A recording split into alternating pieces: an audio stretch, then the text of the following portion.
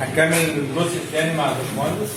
تمام، وهشرح لكم انا بعض النقط كده. خليك معايا يا باشمهندس. انا ده الحوض ده تقريبا 2.5 3.5، يعني مكعب تقريبا كله حوالي 7 متر ونص 8 متر مكعب ميه.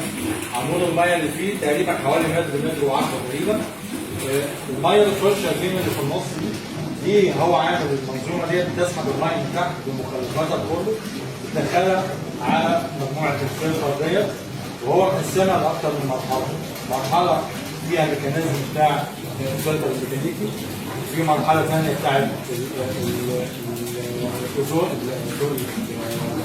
النانو. تمام، دي المجموعه بتاعت النانو اساسا. وبعد كده هنا طبعا المجموعه دي بتاعت الاير ليفت بامب بطريقه الباشمهندس بتصميمه هو.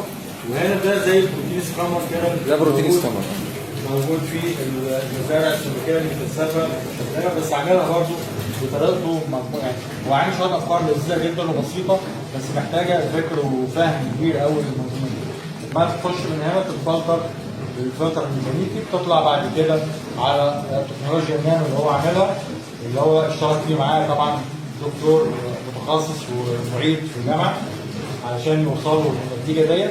وبعد كده الميه بتطلع متفلتره متخلصه من كل الامونيا اللي موجوده فيها، بتخش تاني على الجزء دوت وبتطلع على الحوض من اول وجديد.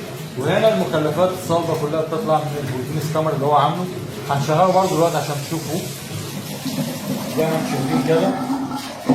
هنا برضه اشتغل البروتين سكامر بحيث ان هو يخلص الحوض من المخلفات على الجزء دوت. بعد كده كل ده بيتجمع وبيترمى بعد كده. تقريبا يا باشمهندس كده انت بتزود ميه كلها قد ايه؟ انا بزود البخر بس، اللي هو تقريبا انا سمعت ان انت تقريبا 3 سم كل اسبوع.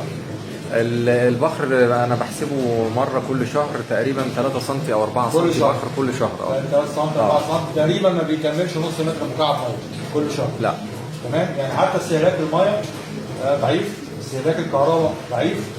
لما تيجي تبص على منظومه زي كده اوفر بكتير بكتير بكتير من اي منظومه ريسايكلينج اكوفاكشر سيستم اللي احنا بنسميها منظومه الراس، بتيجي من بره وبتبقى فيها مكلفه جدا. لا، المنظومه دي ممتازه، تشتغل على الميه العذبه والميه المالحه، صح؟ تشتغل ملح، تشتغل على الاثنين، يعني اقدر اربي فيها اسماك بولتي، اربي فيها اسماك باسه بالنسبه لاسماك الميه العذبه، اقدر اربي فيها حفش كمان بالنسبه لاسماك الميه العذبه. هو بص حضرتك نظريا بيشتغل فيه حلو الميه الحلوه والميه المالحه.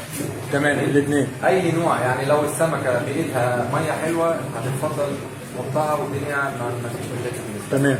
انا بس خايف في حد يقول لك طب انت ربيت كذا، تمام، انت ربيت كذا فيها. تمام، جميل. عايز اقول له ان دي بيئه بيشتغل فيها كل نوع. على فكره احنا هنا زارعين سمك باسه، صح؟ احنا حاليا ده سمك باسه. انت حاطط تقريبا فيها قد ايه؟ 1500 سمك. 1500 في السبع متر، 7.5، يعني تقريبا كده حوالي 210 سمكه في المتر، صح؟ تقريبا كده. انت مستهدف عندك قد ايه في المتر انتاجيه؟ الانتاجيه هتبقى من 200 ل 205 تقريبا، يعني تقريبا 200 كيلو انتاجيه في المتر الواحد. نقول مينيمم 200، يعني احنا بنتكلم في 1500 كيلو، يعني طن ونص في الجزء ده، صح كده؟ ما شاء الله ما شاء الله. لا تمام، ربنا يوفقك يا رب. تمام، طيب